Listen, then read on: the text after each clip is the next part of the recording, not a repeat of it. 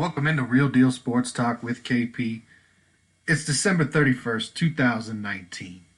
How's everybody doing?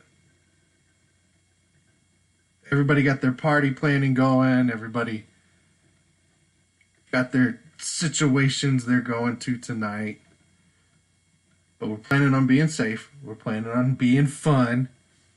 I feel like my audio's off a little bit. And I want everybody to be safe tonight. You know, don't go out there and get yourself in a situation where you're putting yourself at risk or you're putting anybody else at risk. Have some fun. Get an Uber, get a Lyft, get a taxi. Have a designated driver. It's going to cost you a whole lot less money in the long run. Average Ubers are like $12 I saw today, something like that. The average DUI is something like $10,000. So, I mean, you do the math. If you got it like that, I guess, you know, whatever. I would shoot for that $12 myself.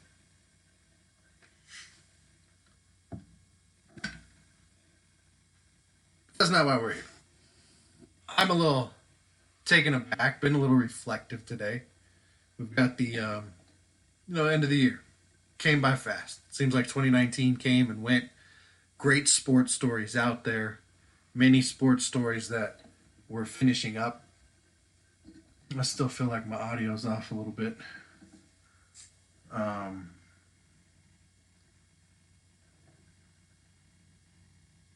Looking back at it though, it was a fun ride. A lot of great things in sports happened this year. A lot of political things happened in sports this year. A lot of, tears and blood and sweat and overcoming odds and coming together and seeing the impossible. Looking forward into 2020 as to what that will bring. But this is the last show of 2019. A few things to get to as we wrap up an NFL season. Draft positions. You got the playoff picture. You got wild card games this weekend. You've got coaches being hired and fired. You've got what happened in Week 17. Some stuff that's never been done. Some stuff that's rarely done. And we're going to be here to talk about all of it. So, Week 17. Came and gone. Regular season is done. Everything is in the books. Playoff picture's set. Division champs are set. You can pretty much pick out who is going to win MVP, Offensive Player of the Year, Defensive Player of the Year, Coach of the Year. And hey, we all have our different picks.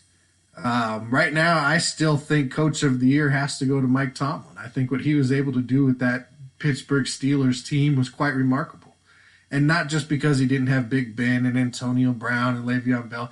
He didn't really have Juju for the whole season. He didn't have James Conner. He had a defense that brought in Minkah Fitzpatrick towards the end of the season. He had, this piecework. He got those guys to come to work each and every day.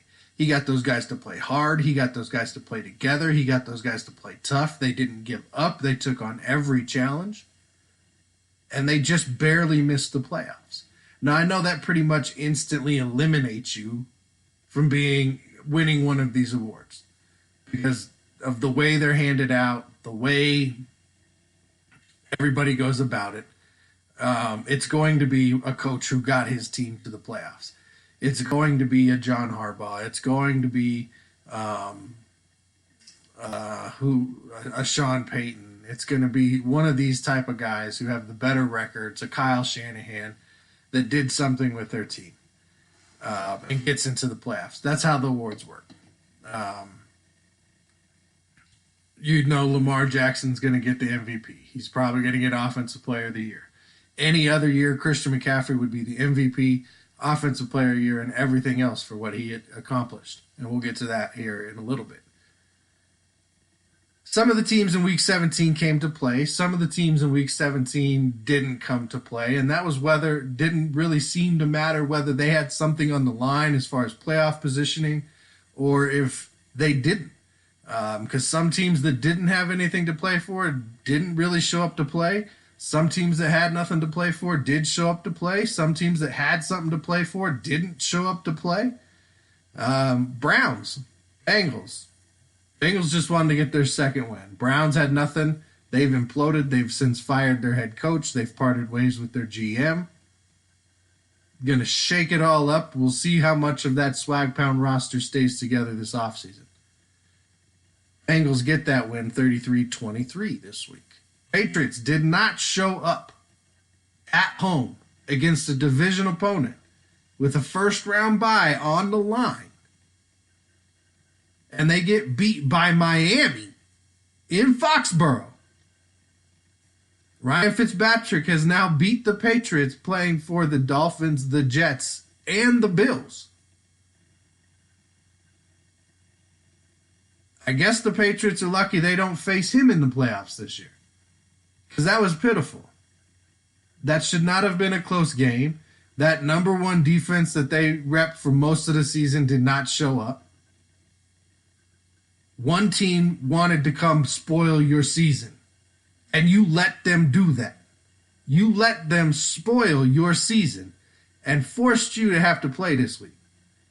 Now, maybe that's the chip that the Patriots need on their shoulder. Maybe that's exactly what they need because they haven't had one of those chips this season. They haven't had one of those things this season. So now they can have one. You got Kyle Van Noy calling for the revenge tour. Vikings didn't really have anything to play for. They couldn't be better than the 6th seed, and they played that way. They rested some starters. Bears beat them 21-19. Don't really expect the Vikings to do much in the playoffs. Chiefs and Chargers. Chargers, they tried to keep it close early. Eventually, the Chiefs, they're the playoff team. The Chargers are a team in disarray. We really don't know what's happening with Phillip Rivers. The running game was here and there. That defense did not repeat its success from the year prior. They ended up not having a very good season there for LA. Bills, they took the week off, and it showed. They lose to the Jets 13-6. The Lions, once again, for the 14th game this season and the 7th game in the fourth quarter, had the lead and lost. They finished their season 3-12-1 on the season. The Packers, with the win, get the first round bye, and they looked like they needed it. They have not played. Yes, they've beat the Lions twice this year on last-second field goals, but they have not looked good against the Lions in the last few years. So playoff teams, they're going to go, okay, what's been successful, and how can we do that better? So the Packers are going to need the next week to get healthy, to game plan, and to come up with something so that they can try and get into an NFC Championship game. Saints, they put it all over the Panthers. They went up early. They just said, hey, we're going to put it out there. We're going to put up the score. We're going to make the Packers have to go out there and keep us from having that first round bye. And they put it up 42-10, beat up on the Panthers, looked impressive, looked efficient, looked in sync, spreading the ball around. Kamara's getting rushing touchdowns.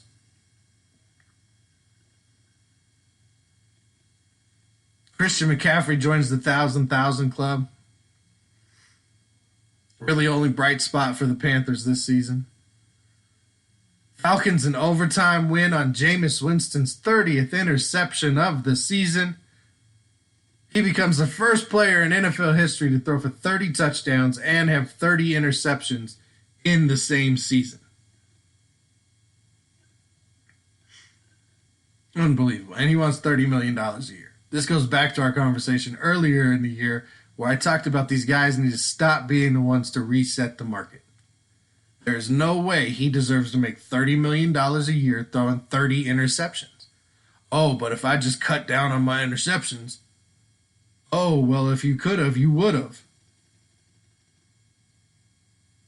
Not worth it. How's Nick Foles doing down there in Jacksonville? Eagles, they beat the Giants. They win the NFC East with that win.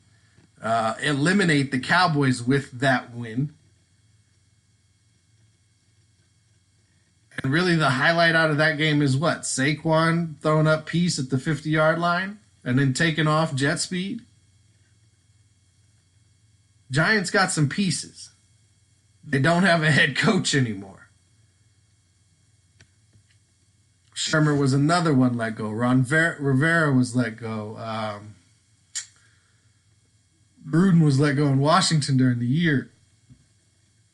Marone seems to be staying in Jacksonville. We don't know about Jason Garrett yet.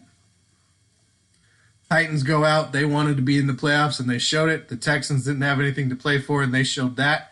Titans win 35-14. Cowboys beat up on Washington 47-16. They really wanted to make a statement also and show that they deserved to be in the playoffs. However, their inconsistent play, as talented as that roster is what kept them out of the playoffs and has kept them from being a contender this season. And really, what is on the way, and some of the rumors you hear out there, is that the entire Cowboys coaching staff is going to be released in the coming days. Ravens, with half their starters not playing, go out and beat the Steelers 28-10 to finish strong, number 1 seed in the AFC. Jaguars beat up on the Colts 38-20. Not a lot to really say there. Broncos, they get the win on the Raiders 16-15. That felt good for Broncos fans. Not really an impressive game if you were able to watch it. Philip Lindsay does become the first player, undrafted rookie in the history of the NFL to rush for 1,000 yards in the first 2 seasons of his career. So major highlight there for the Broncos. And they probably found their starter for next year in Drew Lock. Rams, nothing really to play for except division status against the Cardinals. They go out and beat the Cardinals 31-24. I would expect this Rams team to kind of bounce back a little bit next year. They had an off year this year. I think they had some Super Bowl hangover for sure. Some teams figured out a little bit what they were doing. They were missing a few pieces on the defensive line that really helped those linebackers get free last year. And the inconsistency on the offensive side of the ball this year with the running game and some of the explosive plays that just weren't there. But I expect this team to be back in the mix again next year. And then Seattle, San Francisco, that game comes right down to the wire. The winner is going to be the 1 seed. The loser is going to be the 5 seed. And it came down to the last play, the last few seconds, inches from the goal line. Seattle comes up just short.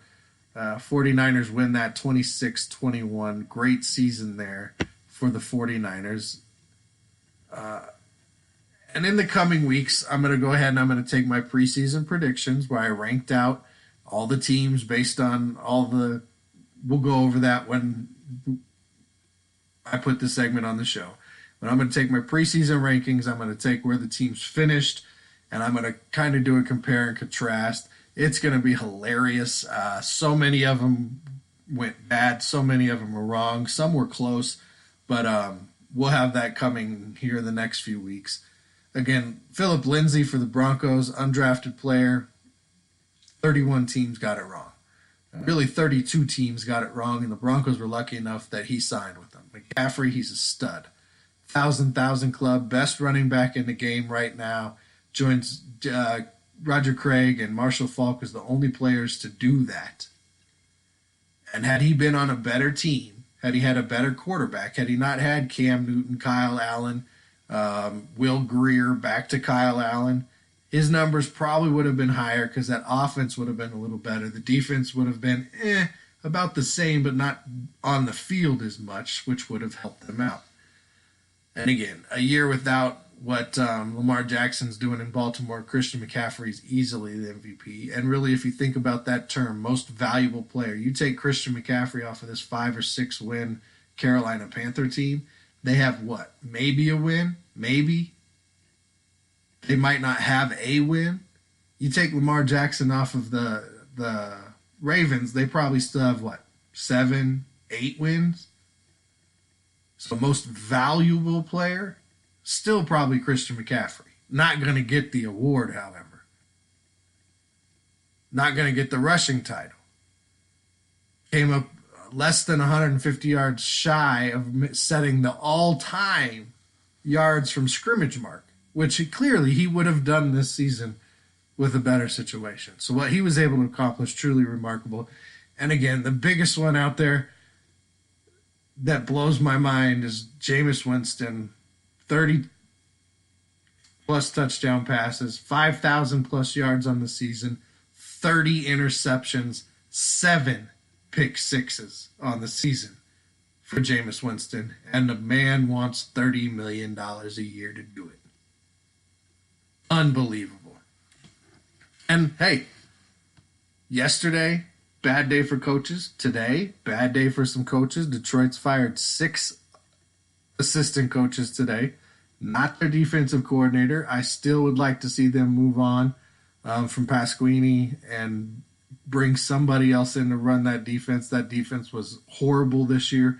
It was not even a defense. They had no D. They made good players look bad with the scheme and the way they did things there this year. Luckily, they've started to clean some house. We all know Patricia gets to keep his job. Like I said earlier, Marone gets to keep his job down in Jacksonville, it seems like.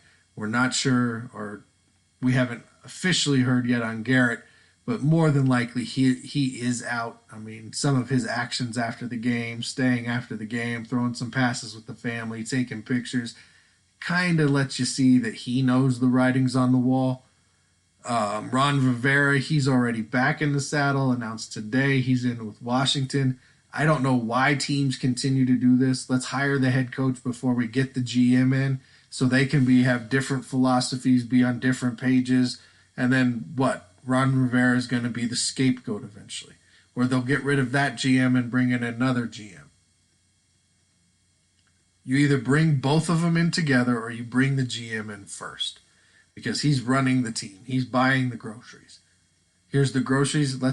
Here's the coach's philosophy. Those two have to work so close together. And that has not worked out in Washington to this point. Ron Rivera gets his 5-year deal there. Well, okay, let's wait and see who this GM is going to be. Dorsey is available. But we'll have to see who that GM, who's going to be running football operations there for Washington with Allen being out, and if that's going to work with Rivera.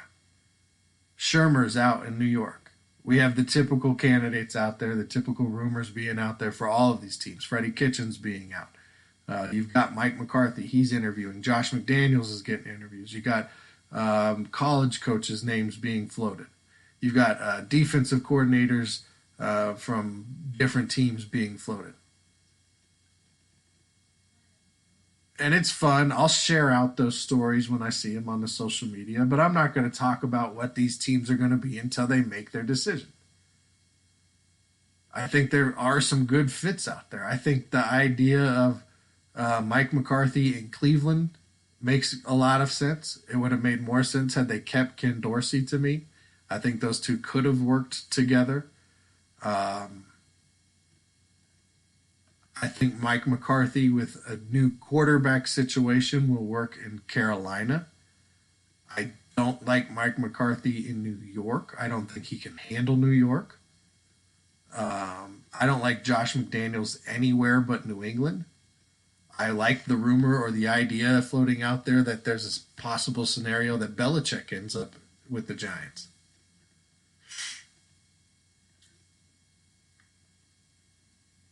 But this is an interesting time of year nonetheless.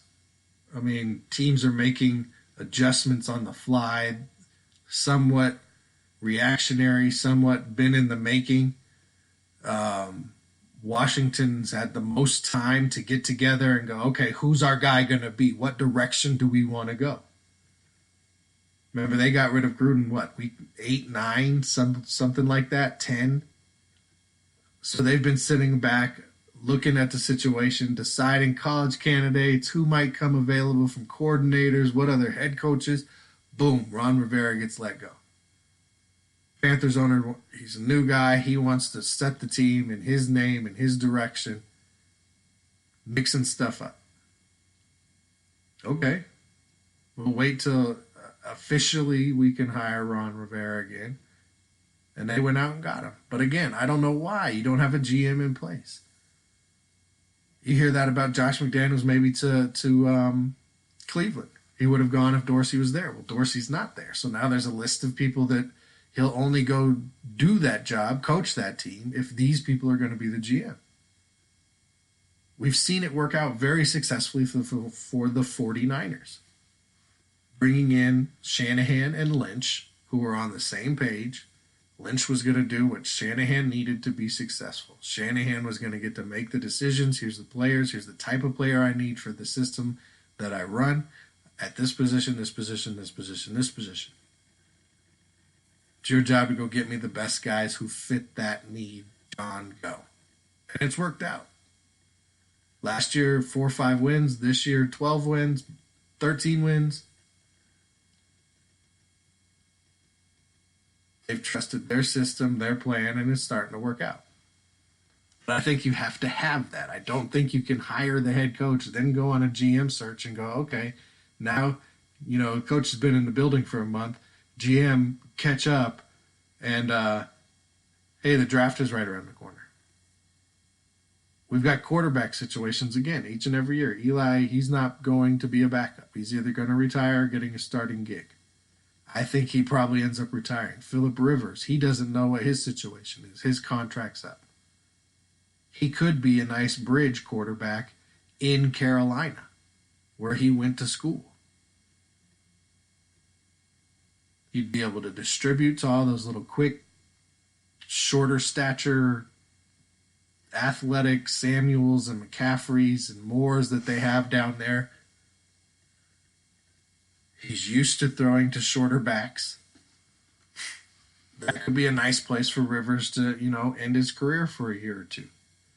Because they're going to draft somebody. Kyle Allen's not the future, and I don't think they're sticking with Cam Newton. I think they're going to move away from him. They're going to try and trade him for either draft picks or another player. But Eli and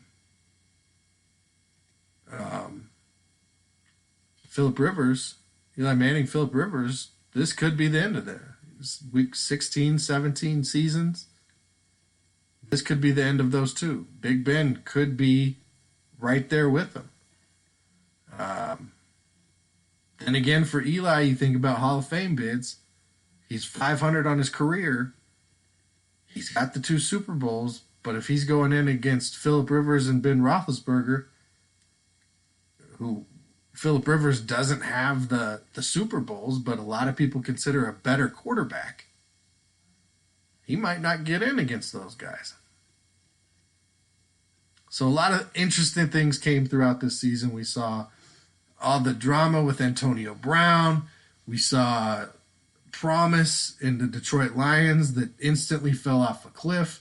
We had the swag pound that just fizzled and died.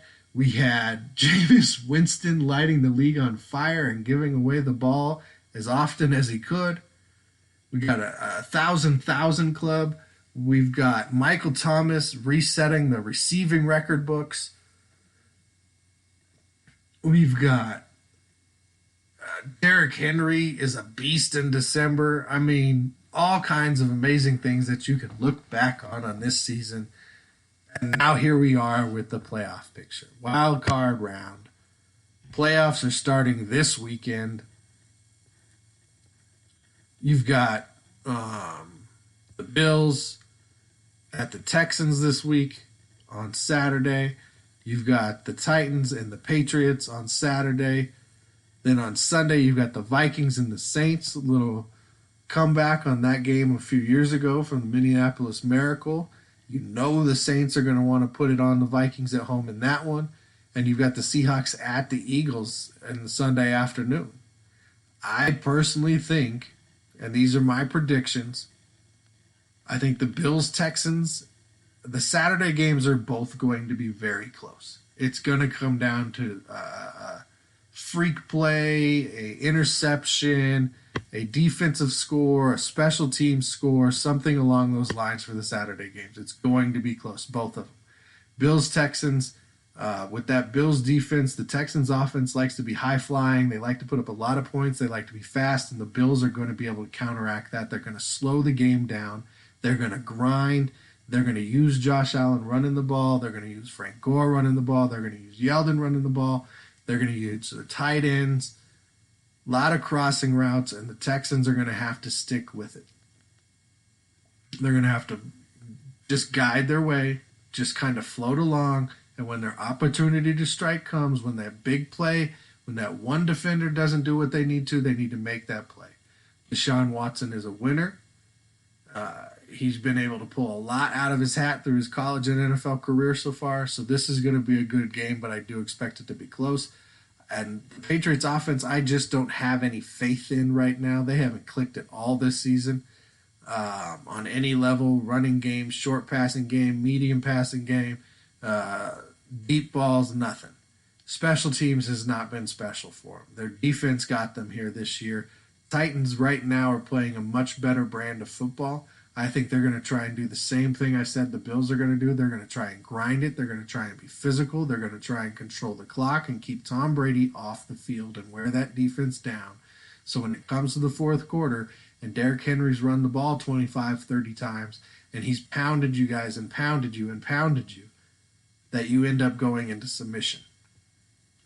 Sunday, I don't think they're going to be close games. I think the Saints win pretty easy. I think the Seahawks win pretty easy on Sunday. Score could be close, could be tight, but I don't think it's going to be hard for either the Saints or the Seahawks to get those victories. Seahawks on the road, Saints at home. Yes, the Seahawks are missing a lot of players. Yes, they've been getting a lot of injuries. They still have Russell Wilson. Beast mode is going to offer them a couple first downs and maybe a touchdown. And I don't think Philadelphia has enough, have gelled enough, have found their groove enough. I just don't see it from them, but they'll be competitive. They'll be competitive. I think Saunders could have a big game. Their receiving core has not done enough. Ertz is not enough in the passing game by himself in the playoffs. So I'll take the Seahawks. I'll take the Saints in wild card round this weekend. It's so crazy that 2019's over. I'm looking at the dates of wild card weekend going January 4th. That's not... Oh, wait, yeah, that is this weekend. That is coming up. I do go back to my regular day job on Thursday and get back into the swing of things. Now, on the other side of the playoff picture are those 20 teams that are not in the playoffs. Those 20 teams whose draft slot is already in position. Those 20 teams that we're already making, here's our draft picks. Here's our draft predictions for, right? Here's who we're going to pick for all of these teams. And they're out there. They're out there coming out faster than I can read them already. But the draft order, Cincinnati, they have the worst record in the league this year, 2-14. Washington finishes 3-13. Detroit, 14 games Detroit had the lead in, and they go 3-12-1. 7 times they had the lead in the fourth quarter, and they go 3-12-1. The one thing I will give this Lions team this season, as pitiful as it looked on the field for at least half the year, they never gave up. They came out and fought every game as a collective unit. Now, there were players you could tell they're getting ready to move on. They're not really fitting the system. They're not blending in. They're not buying it. So it'll be interesting to see if any of this from this year, this experience, turns into wins and something else next year, or if Patricia and Quinn are going to find their way out. The Giants with a new head coach will be at the 4th pick. So we're going to have at least 2 new head coaches in the first 4 picks of the draft. Miami comes in 5-12 at that 5th pick. The Chargers 5-11. Or Miami, 5-11. Chargers 5-11. Carolina 5-11. Come in at 5, 6, and 7. Arizona 5-10-1. That one was the first game against Detroit. They come in at 8. Jacksonville and Cleveland at 6-10 round out the top 10 picks. Then you go New York Jets, soon to be Las Vegas, formerly Oakland Raiders, Indianapolis Colts at 13, Tampa Bay at 14. Denver drops with their late season success 4-1 to finish out the season back to the 15th spot. Atlanta at 16. Dallas finds themselves at 17 at 8-8. Pittsburgh at the 18th pick their pick goes to Miami. Chicago's pick at 19 goes to Oakland. And the Rams' pick at 20 goes to Jacksonville. So Miami, Oakland, and Jacksonville currently all have multiple first-round picks. So there's those teams that make the playoffs. There's the teams that don't. My team very rarely ever has in my fandom. That's okay. I love football anyway. If you watch the college football playoff, we're not going to talk about the playoff being a joke. Let's just talk about what we saw in those games. Because this is another chance for football fans where your team's not necessarily in the postseason for the NFL, but you still got to watch some really great football when Clemson took on Ohio State, when LSU put it all over Oklahoma. What Clemson was able to do to that Ohio State team, we're looking at Clemson. They play in the ACC. It's not as competitive as it used to be.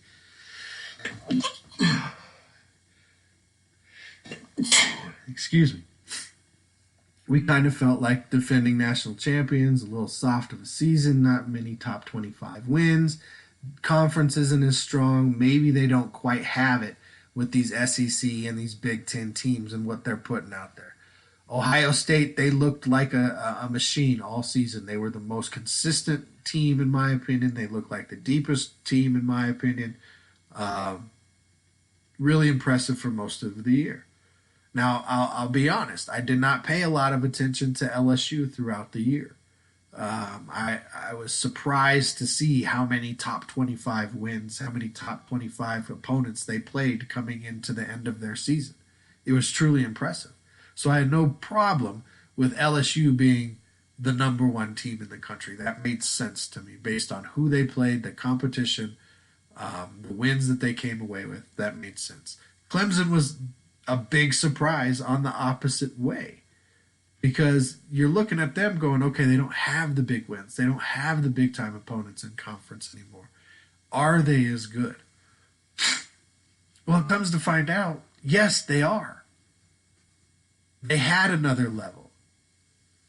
They were winning with class.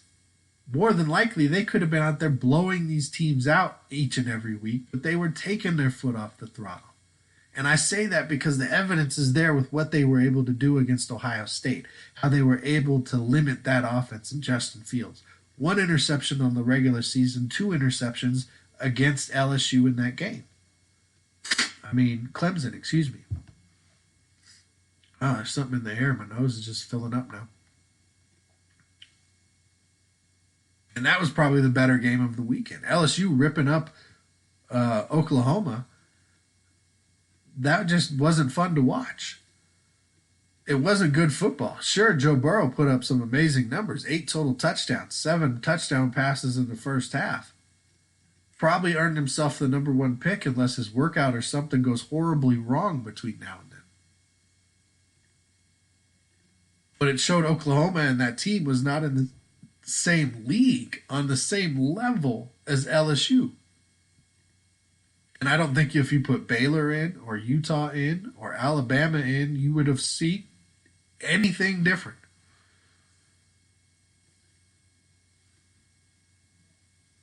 Because LSU did it to Alabama. LSU did it to Georgia.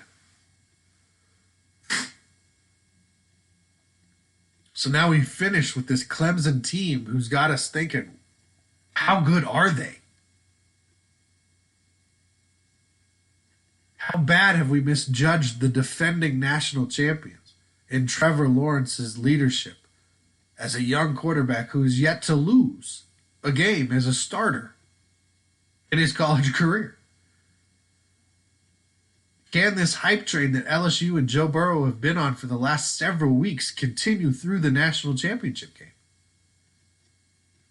I personally cannot wait for this game. The Tigers versus the Tigers, ACC, SEC, defending national champion, been in the championship game, 3 of the last 4 years, something like that. LSU finally crawls out of Alabama's shadow, or back out of Alabama's shadow. They're playing with confidence. They're playing hungry. They're playing fast. They're playing hard. I can't wait for this game. I can't wait for the wild card round. I'm so excited for 2020. Again, be safe tonight. Don't be stupid. Go have your fun. Go drink. Go smoke. Be merry. Have, adult fun on top of it. It's a fun time of year. We're moving over. Plan to do something better. Be better tomorrow than you were today. Be a better fan than you were yesterday. Be a better person than you are right now. 2020 is not just going to be next year. Make it your best year. Until next time, until 2020, I'll talk to you next year. You know how we do. Just be real.